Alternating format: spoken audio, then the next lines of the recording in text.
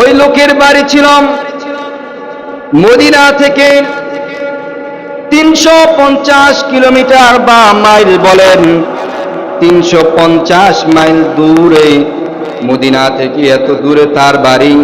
ওই লোক ইচ্ছা করলো যে আমি মদিনাতে সফর করব, মদিনাতে যাব। এই উদ্দেশ্যে তিনি সফরের উদ্দেশ্যে বের হয়ে গেল। তখন তো কোনো গাড়ি ছিল না, বড় কোনো যানজটের ব্যবস্থা ছিল না যে তাড়াহুড়া করে যাবে। তখনকার মরুভূমির ট্রাক যাকে বলা হয়তো উট, একটা উট নিয়ে রওনা হইল মদিনার পথে। প্রায় 350 কিলোমিটার যাইতে সপ্তাহ পর সপ্তাহ সময় লাগতো।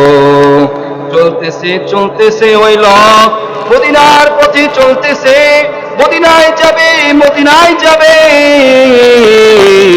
চলতেছে চলতেছে, প্রায় ঘটনাক্রমে সে 100 থেকে 150 কিলোমিটার চলে আসছে। 100 থেকে 150 কিলোমিটার যখন চলে আসছে, তখন সে মনে মনে একটা খেজুর বাগান তালাশ করতেছে। খেজুর বাগান এই জন্য তালাশ করতেছে, সে খুবই ক্লান্ত হয়ে গেছে এবং খুব তৃষ্ণান্ত হয়ে গেছে, পানি পিপাসা লাগেছে। একটা খেজুর বাগান খুঁজতেছে। খেজুর বাগানের নিচে বসে, মরুভূমির পথ, সেখানে একটু বিশ্রাম নেওয়া যাবে, হয়তোবা কোনো কিছু খাবারও পাওয়া যাবে, পানিও পাওয়া যাবে। এই জন্য মনে মনে সে একটা খেজুর বাগান খুঁজতেছে। খেজুর বাগান যখন খুঁজতে খুঁজতে কিছু দূর দেখা যায় খেজুর গাছ। কাছাকাছি যখন আসছে, দেখে একটা খেজুর বাগান। খেজুর বাগানের ভিতরে প্রবেশ করলেন। ওই লোকটা প্রবেশ কইরা ওই জায়গায় যাওয়ার পর উটটাকে ওই গাছের সাথে হালকা করে বেঁধে ফেললেন। বাঁধার পর ওই লোকটা খুবই ক্লান্ত ছিল। ক্লান্ত থাকার কারণে একটু বসে বিশ্রাম নিতে গিয়ে ঘুমায়া যায়। যখন লোকটা একটু বিশ্রাম নেবে বলে একটু শুলো, শোয়ার পর সাথে সাথে তার তন্দ্রা চলে আসলো, ঘুম চলে আসলো।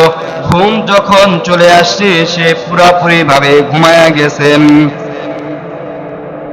এবং তার উটটা যে গাছের সাথে বাঁধা ছিল, ওই গাছ থেকে উটটা হালকা করে বাঁধার কারণে উটটা ওই গাছ থেকে ছুটে যায়। ছুটে যাওয়ার পর উটটা বাগানের ভিতরে ঘোরাঘুরি করতে থাকে। যখন ঘোরাঘুরি করে, আর এমন জায়গা দিয়া ঘোরাঘুরি করতেছে যেই জায়গায় খেজুর গাছের চারা লাগানো হয়েছে। খেজুর বাগানে খেজুর গাছ চাষ হয়, চারা লাগানো হয়েছে, চারার উপর দিয়া উটটা হাঁটতেছে, ঘুরতেছে। ওই সময় উটের যেই বাগানের যেই মালিক ছিল, মালিক ওই বাগানে প্রবেশ করলো। প্রবেশ করার পর দেখতেছে তার বাগানে উট। উট কোথা থেকে আসলো? উটকে দেখে এমন ভাবে তার রাগ হয়ে গেছে যে উটটা আমার যে খেজুর গাছ আছে, গাছগুলো নষ্ট করে ফেলতেছে, গাছগুলোর উপর পাড়া দিতেছে, গাছগুলো নষ্ট হয়ে গেছে, নষ্ট হয়ে যাইতেছে। এই তার রাগ উঠে গেল। রাগ ওঠার কারণে নিচ থেকে একটা পাথরের খণ্ড নিয়া, একটা চুক্কা পাথরের খণ্ড নিয়া, কানি নিয়া সে উটকে উদ্দেশ্য করে ঢিল মারলেন। ঢিল যখন মারছে, মারার পর ঢিলটা যায়া উটের মাথার মধ্যে লাগছে। মাথায় যখন লাগছে, মাথায় লাগার সাথে সাথে উটের মাথা দিয়া রক্ত ফিলকি দিয়া বের হয়ে গেছি। যখন ঢিল মারছে, ঢিল মারার পর উটের মাথায় লাগছে, মাথা থেকে রক্ত বের হইতেছে। রক্ত বের হইতে হইতে এক সময় রক্তক্ষরণ হইয়া ওই উটটা ওইখানেই, ওই স্থানেই মারা যায়। মারা যাওয়ার পর লোকটা বলে, হায় আমি তো মুসলমান, আমি এটা কি করলাম? আমার দ্বারা এটা এই কাজটা ঠিক হয় নাই। ওইখানেই বসে রইলেন।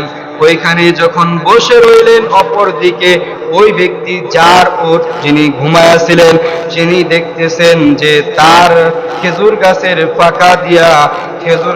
ফাঁকা দিয়া চোখের উপর সূর্যের আলো পড়তেছে। সূর্যের আলো যখন তার চোখে পড়ছে, চোখে পড়ার সাথে সাথে তার ঘুম ভেঙে গেছে। লোকটা ঘুম থেকে উঠে দেখে আশেপাশে কোথাও তার উট নাই, যেই গাছের সাথে উট বাঁধা ছিল উট ওই গাছে নাই, ঘুমায়া ছিল এমনিতে। ঘুম থেকে ওঠার পর মন মেজাজ আমাদের ভালো থাকে না খারাপ থাকে?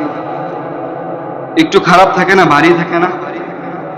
ওই ব্যক্তিরও মন মেজাজ খুব ভারী। এত দূরের পথ কিভাবে পাড়ি দিবে? একটা উট ছিল, এই উটটাও খুঁজে পাইতেছে না। উট খুঁজতেছে, রাত উঠে গেছে, উট খুঁজতেছে, দেখে যে উট খুঁজতে খুঁজতে এক জায়গায় উটটা মরা অবস্থায় পড়ে আছে, পাশে এক বৃদ্ধা বসে আছে। বৃদ্ধা কি যা জিজ্ঞাসা করে, আমার উটকে কে মেরেছে? লোকটা নাক দিয়ে বলে, আমি মারছি। তোমার উট আমার চারার উপর দিয়া হাঁটাহাঁটি করছে, আর আমার রাগ উঠে গেছে বিদায় আমি একটা পাথর দিয়ে তার মাথায় আঘাত করছি। মাথায় আঘাত করার পর তার রক্তক্ষরণ হয়ে এই স্থানে মারা গেছেন। মারা যখন গেছেন, তারপর আমি আর যাই নাই, আমি এখানে বসে রয়েছি, কারণ আমি মুসলমান। মুসলমানের ভিতরে আমার হাত আছে, কথা বলেন ঠিক কিনা? সে উটটাকে হত্যা করে ফেলেছে। হত্যা করার পর ওই স্থানেই বসে রয়েছেন, কোথায় যায় নাই। ওই লোকটা যার উট, উনি আইসা দেখেন যে তার উটটা মরা অবস্থায় পড়ে রয়েছে, এবং বৃদ্ধার কাছ থেকে যখন এই কথা শুনলেন, তার মাথায় রাগ উঠে গেল। রাগ উঠার পর ওনাকে পিটাইতে পিটাইতে অজ্ঞান করে ফেলল। বয়স্ক মানুষ ছিল, মানুষ বয়স্ক থাকার কারণে অজ্ঞান অবস্থায় তিনিও এক সময় বিদায় হয়ে গেল দুনিয়া থেকে। ওই স্থান থেকে যুবক, নওজোয়ান যুবক আর ওই স্থান থেকে বৃদ্ধাকে মেরে পালায়ন করে না, ওই স্থানে বসে রয়েছেন। বসার পর মনে মনে আফসোস করতেছে, হায় আমি কি করলাম? আমি তো মুসলমান, আমি মুসলমান হইয়া অপর এক মুসলমানকে হত্যা করে ফেললাম কোনো কারণ ছাড়াই। কিন্তু কারণ যেহেতু ছিল সামান্য কারণ, হায়রে আফসোস করতেছে আর বলতেছে কি করলাম, কি করলাম। ওই স্থানেই বসে রয়েছেন। বিকাল বেলা ওই বৃদ্ধার দুইজন ছেলে ওই বাগানে প্রবেশ করলাম। প্রবেশ করে দেখে বাবা পাশে ইন্তেকাল অবস্থায় শুয়ে আছেন, তার পাশে একটা উট, উটের পাশে এক লোক নওজোয়ান যুবক বসে আছে। যুবককে জিজ্ঞাসা করে, আমার বাবাকে কে হত্যা করেছে? বলে, এই ঘটনা আমার মাথায় রাগ উঠেছিল, এর জন্য আমি তাকে হত্যা করে ফেলেছি, পিটাইতে পিটাইতে হত্যা করে ফেলেছি।